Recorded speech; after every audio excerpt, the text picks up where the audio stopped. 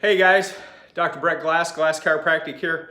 Just got done with a big hip workout and it got me thinking about all the times that I talk about hip flexion and really two stretches that go hand in hand in my office that at least 3 or 4 times a day that I talk about these. So I thought I'd do a video just so those of you that missed it, those of you that want to visit that can see it here. And if you got questions, feel free to ask me in the office, Glass Chiropractic, or if you have questions below, just ask. But we spend a lot of time in our society in hip flexion. What's hip flexion? Well, I spent a lot of time on the rower this morning, and I spent a lot of time doing thrusters with just 45 pounds. And what those are, let me demonstrate real quick, is big hip flexion. And with that weight, it's front rack down into a squat, press overhead, okay, back down. Now, there's a lot of deep hip flexion in that squat, a lot of deep hip flexion in the rower. I spent some time on the GHD machine doing sit-ups. So what does that have to do with us, you and me, when you're not working out? We spend a lot of time seated. And in that seated position, we get a lot of hip flexion. Whether it be leaning back, reclining on our couch, whether it be, sorry about that. Fix that. There we go. So we're in this hip flexion, and those hip flexors go from inside the thigh here, up underneath, over the pelvic bone here, underneath all your organs next to your spine, and attaches inside the vertebral bodies deep inside here. So we're in that hip flexion, they're contracted. And the thing is, a lot of people like to do is put that lumbar support here in their car, and that pushes their spine forward. That contracts the hip flexor. Bad news. I swear, I think car manufacturers and chiropractors got in collusion with that one. Put people in deep hip flexion and extension of the spine. Bad news on the spine.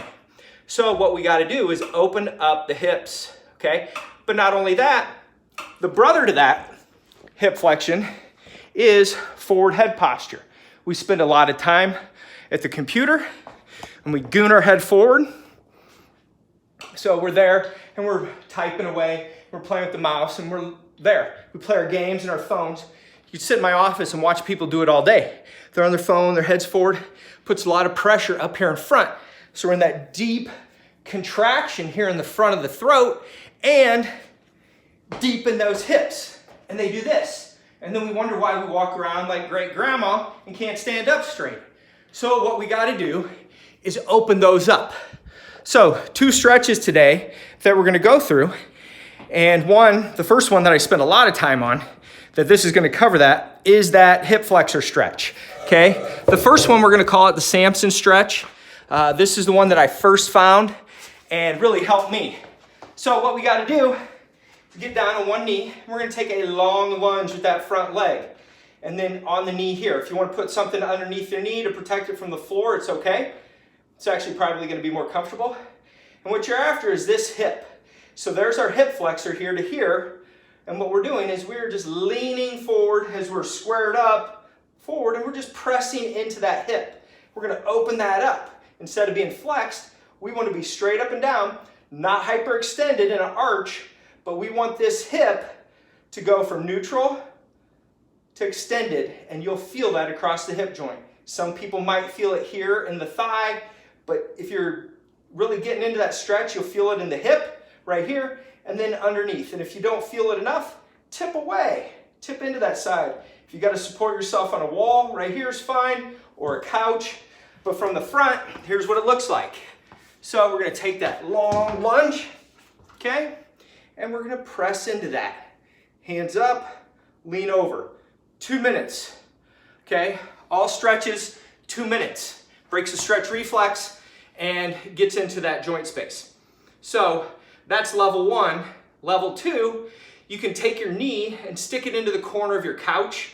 So stand up, just put that hip back, that knee back into the couch, and lean back into it as you stretch out there, okay? Level 3, this is my personal favorite.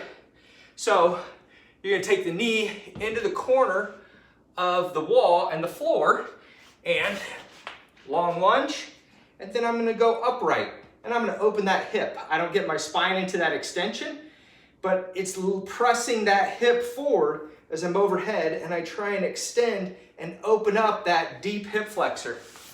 If you like filet mignon and you like it tender and juicy, this is the muscle you want to stretch. Not you're going to eat yourself, but we're going to open that hip up and keep that muscle nice and flexible, and that'll give us the ability to strengthen it up as the road goes down. Now, part 2, what we want to do is open up this neck. One of the easiest ways you can do that is just grab something behind you, and what you can do, just grab a door handle, or like me, I got this rack, and I wind up my hand behind me. And then I'm gonna take my head up and back, and I'm gonna open up this piece on my right side. So if I wanna do that without having any props or anything, I can simply take my hand, opposite hand, reach it behind my back like that, and then, so I got this one straight, the right one, we're gonna stretch that left one, head goes up and back, okay? And I'm pulling down on this left shoulder, pulling outward on the right side, here, pulling that way towards my right, and my head's going up and back towards my right, and that's gonna get this piece here. You can grab a door handle, you can grab the pole. If you got jump stretch bands, hang on one second. You can tie this behind you, and that looks a little bit like this. This is what I do. Put that on a rack, on a door handle, on I have cast iron or a black pipe as a paper towel holder that I hook this to. That goes behind me. I extend, open up this piece here, the upper chest, these scalene muscles, the front of the throat, and then to add to it, add some fuel to it, I open and close my mouth, and you can see that open and contract. Then, on top of that, I'm gonna just put that forward jaw posture, and that will really stretch us out for those of you that got TMJ problems. A lot of that's tied into this neck and that forward head posture.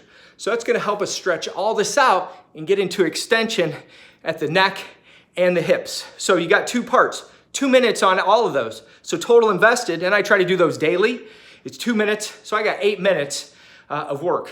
Takes me about 10 minutes with transition, getting my band hooked up, getting onto the floor and coming out of it.